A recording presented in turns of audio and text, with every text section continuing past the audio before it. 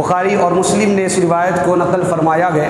حضرت عبداللہ بن عمر روایت کرتے ہیں حضور علیہ الصلاۃ والسلام نے صوم وصال یعنی سحری و افطاری کے بغیر مسلسل روزے رکھنے سے منع فرمایا۔ صحابہ اکرام نے عرض کیا یا رسول اللہ آپ تو وصال کے روزے رکھتے ہیں، یعنی آپ سحری اور افطار کے بغیر مسلسل روزے رہتے ہیں، تو آپ ہمیں منع کر رہے ہیں؟ تو آپ صلی اللہ علیہ وآلہ وسلم نے ارشاد فرمایا میں ہرگز تمہاری مثل نہیں ہوں، میں ہرگز تمہاری طرح نہیں ہوں۔ فرمایا مجھے تو اپنے رب کے یہاں کھلایا اور پلایا جاتا ہے، یعنی اللہ تعالیٰ مجھے کھلاتا ہے، اللہ مجھے پلاتا ہے۔ ایکم مثلی، تم میں سے کون ہے جو میری طرح ہے، یعنی میری طرح کوئی ہے نہیں۔ حضور علیہ الصلاۃ والسلام کا یہ فرمان، یعنی رسول کریم علیہ الصلاۃ والسلام کے برابر روئے زمین پر ساری کائنات میں کوئی آپ علیہ السلام کا مثل یا حضور کا ثانی نہیں ہو سکتا، حضور کے برابر نہیں ہو سکتا۔ کیوں؟ کیونکہ صحابہ اکرام کو منع کیا جا رہا ہے۔ صحابہ ایسی بڑی شخصیت ہے جن کے بارے میں قرآن صحابیت کی ثانی اثنین اذ ہما فی الغار اذ یقول لصاحبہ لا تحزن ان اللہ معنا، حضرت ابو بکر صدیق ہے، عمر بن خطاب ہے، عثمان بن عفان ہے، مولا علی شیر خدا رضوان اللہ تعالی علیہ مجمعین، ایسے بڑے بڑے صحابہ فرمایا جا رہا ہے کہ تم میں سے کوئی میرے مثل نہیں ہے، برابر نہیں ہے۔ کیوں؟ کیونکہ مجھے اللہ کی جانب سے اللہ کھلاتا بھی ہے، اللہ پلاتا بھی ہے۔ یہ حضور علیہ الصلاۃ والسلام کی شان اور مقام سے پتہ چلتا ہے کہ کائنات میں جب صحابہ میں کوئی ان کی طرح نہیں ہو سکتا، تو آج آنے والا 14 صدیوں کے بعد پیدا ہونے والا ایک انسان یہ کہے کہ میں بھی ویسا ہی ہوں جیسے حضور علیہ السلام کی ذات ہے، تو یہ بات ہم یہ کہیں گے احمقانہ جملہ ہے، یہ بے وقوفوں کی بات ہے کہ بے وقوف بات کرتے ہیں۔ جو حق شناس ہوتے ہیں وہ کہتے ہیں کہاں میں اور تو کہاں مصطفیٰ، یعنی حضور کی ذات گرامی کہاں گئے۔ انا اعطیناک الکوثر کی ہم نے تلاوت کی ہے، اسی کے تحت اللہ تعالیٰ فرماتا ہے کہ ہم نے اپنے محبوب کو الکوثر عطا فرمایا ہے۔ یا الکوثر کے آگے اللہ فرماتا ہے کہ ہم نے محبوب کو الکوثر یعنی نعمتوں کی ای الخیر کلہ، یعنی ہر خیر کی کثرتیں ہم نے اپنے محبوب کو عطا فرمائی ہے، یعنی جن جن چیزوں میں خیر ہے ان چیزوں کا کل اللہ تعالیٰ نے رسول کریم علیہ الصلاۃ والسلام کو عطا فرمایا ہے۔ اب اللہ یہاں پر قرآن مجید میں کوثر کا لفظ استعمال کر رکھا ہے، بس اس کی تشریح پیش کر کے پھر اگلے سنڈے اتوار کو ہم اس کے تسلسل کو باقی رکھیں گے، کیونکہ ہمیں آج بہت ہی بہترین شخصیت جن کے کلام میں اللہ تعالیٰ نے اتنا اثر رکھا ہے، اور اثر ہو بھی کیوں نہ، تعلق ان کا شہزادہ بندہ نواز ہمارے درمیان تشریف فرما ہو چکے ہیں، اور یہاں پر ہم خطاب سماعت کرنے والے ہیں۔ ادب سے کھڑے ہو کر آپ حضرات استقبال کریے، پھر 2-4 منٹ اپنی گفتگو سے میں اپنی جگہ لوں گا، پھر شہزادہ بندہ نواز سے ہمیں خطاب سماعت کرنا ہے۔ سب مل کر درود شریف پڑھیے، اللہم صلی علی سیدنا و نبینا و مولانا محمد وعلی آلہ و اصحابہ وبارک وسلم۔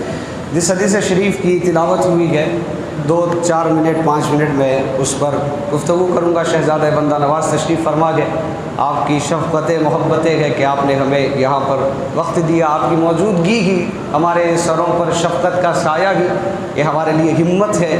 ہر قسم سے، ہر طرح سے، ہر زاویے سے آپ کی یہاں پر آمد ہونا، میں یہ سمجھتا ہوں کہ جس مقصد کو لے کر ہم چل رہے ہیں، آپ اگر اس مقصد میں آپ کا سایہ ہمارے ساتھ اور شفقتیں شامل رہی تو اس مقصد میں ہم ضرور کامیاب ہوں گے، کیونکہ ہم نے جو اکیڈمی شروع کی ہے اس کا نام حضرت عمار بن یاسر کے نام پر اس کا آغاز کیا، اور یہ عمار بن یاسر وفادار رسول کا نام ہے، اور یہ وفادار رسول ہی نہیں، وفادار خلفائے راشدین، اور پھر مولا کائنات کے ساتھ بھی آپ رہے، پھر مولا کائنات کی طرف سے جس جنگ میں آپ کی شہادت ہوئی تو وفادار رسول ہے۔ اور ہم یہ دعویٰ کرتے ہیں کہ ہم رسول کریم علیہ الصلاۃ والسلام کے گھرانے کی جوتیاں اٹھا کر، ان کی خیرات پا کر ہی کائنات میں معزز بھی ہو سکتے ہیں اور حقیقت میں دین کو لوگوں تک پہنچا سکتے ہیں۔ تو یہ شہزادگان کا صدقہ ہے، اور آپ کی آمد ہوئی ہے، آپ کی آمد ہی ہمارے مجلس کی، محفل کی، اس درس کی کامیابی کی ضمانت ہے۔ اللہ تعالیٰ آپ کے سائے کو ہمارے سروں پر دراز کرے اور آپ کی شفقتیں محبتیں اپنی بارگاہ میں قبول کرے۔ الغرض انا اعطیناک الکوثر، اللہ تبارک و تعالیٰ ارشاد فرماتا ہے کہ ہم نے اپنے محبوب کو الکوثر عطا فرمایا گیا۔ الکوثر ای الخیر کلہ، یعنی ہر خیر کا کل اللہ تبارک و تعالیٰ نے اپنے محبوب محمد عربی صلی اللہ علیہ وآلہ وسلم کو عطا فرمایا۔ ہر خیر کا کل تو اب ہمیں سوچنا چاہیے کہ اللہ تبارک و تعالیٰ نے جب خیر کا کل دیا گیا تو علم ہونے میں خیر ہے یا جہالت میں خیر ہے؟ علم ہونے میں خیر ہے یا جہالت میں خیر ہے؟ تو ہر کوئی عقل مند یہ کہے گا علم میں خیر ہے، جہالت میں خیر نہیں ہو سکتی۔ کیوں؟ کیونکہ ایک عالم اور علم رکھنے والا شخص دانشور ہوتا ہے، جہالت خیر کا مرکز نہیں ہے، علم خیر کا مرکز ہے۔ پھر اسی طریقے سے زندہ ہونے میں خیر ہے یا زندہ نہ ہونے میں خیر ہے؟ تو سب یہ کہیں گے کہ زندگی میں خیر ہے۔ تو جتنی خیر ہے وہ سارے خیر کا کل اللہ تبارک و تعالیٰ نے اپنے محبوب کو عطا فرمایا۔ اور یہاں پر قرآن مجید میں اللہ نے کہا ای الخیر کلہ انا اعطیناک الکوثر، ہم نے اپنے محبوب کو کوثر عطا فرمایا۔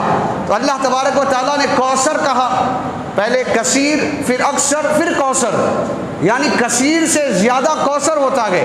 اور اللہ تبارک و تعالیٰ کی قرآن مجید کی فصاحت اور بلاغت دیکھیے، جب دنیا کے متاع کو جب گنوانے کی بات آئی، دنیا کے بارے میں جب اللہ نے ذکر کیا تو کہا کل متاع الدنیا قلیل۔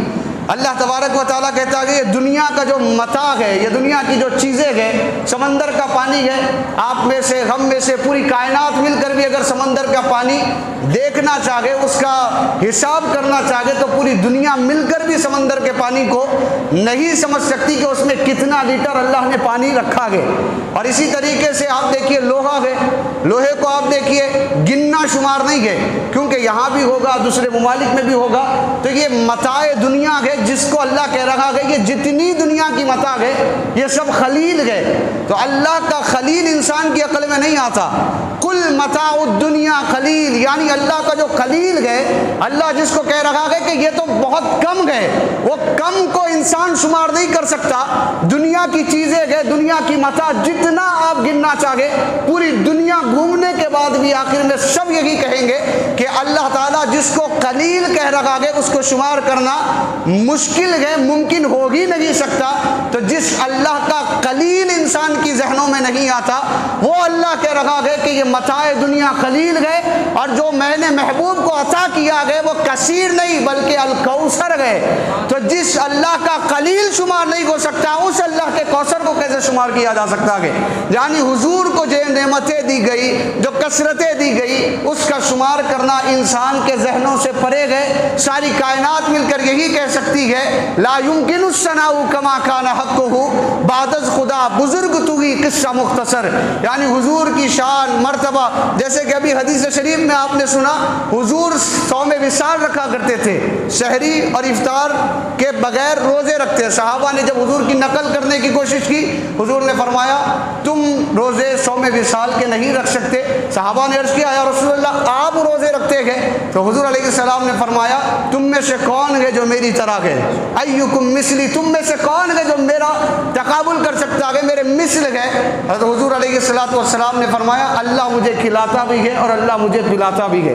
تو پتہ یہ چلا کہ جب صحابہ حضور علیہ السلام کی طرح ہو نہیں سکتے، 14 صدیوں کے بعد ہم یہ ذہن بنا لے کہ ہماری طرح رسول کریم علیہ السلام، ہماری زندگی حضور علیہ السلام کی طرح یا بشر ہونے کے وجہ سے حضور ہماری طرح ہے، تو ہم یہ کہیں گے کہ احمقانہ جملے گئے، یہ بے وقوفوں کی باتیں ہیں کہ وہ کہتے گئے۔ اگر وہ بارگاہ میں یہ کہا جائے کہ وہ ہماری طرح ہے، جو ان کے قریب رہے انہوں نے یہ جسارت نہیں کی، جو حضور علیہ السلام کی جوتیاں اٹھاتے رہے، اللہ تعالیٰ نے ان کے سر پر صداقت کے تاج کو پہنایا، جو حضور علیہ السلام کی غلامی اور کہتے رہے حضور آپ ہمارے آقا گئے، آپ ہمارے مولا گئے، آپ ہمارے سب کچھ گئے۔ حضور کی جس نے غلامی کی، کائنات نے اس کو سلام پیش کیا اور وہ قیامت تک ان کا نام باقی رہا۔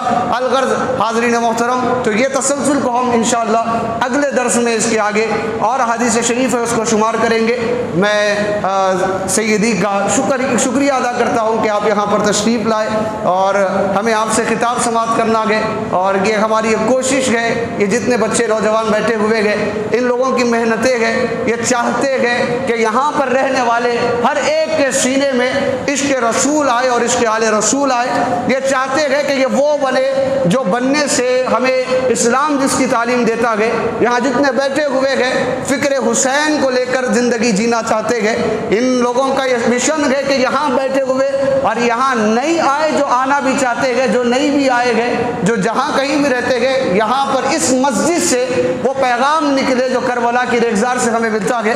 اللہ تبارک و تعالیٰ اس مشن میں ہمیں کامیابی نصیب فرمائے۔ وآخر الدعوانا ان الحمد للہ رب العالمین۔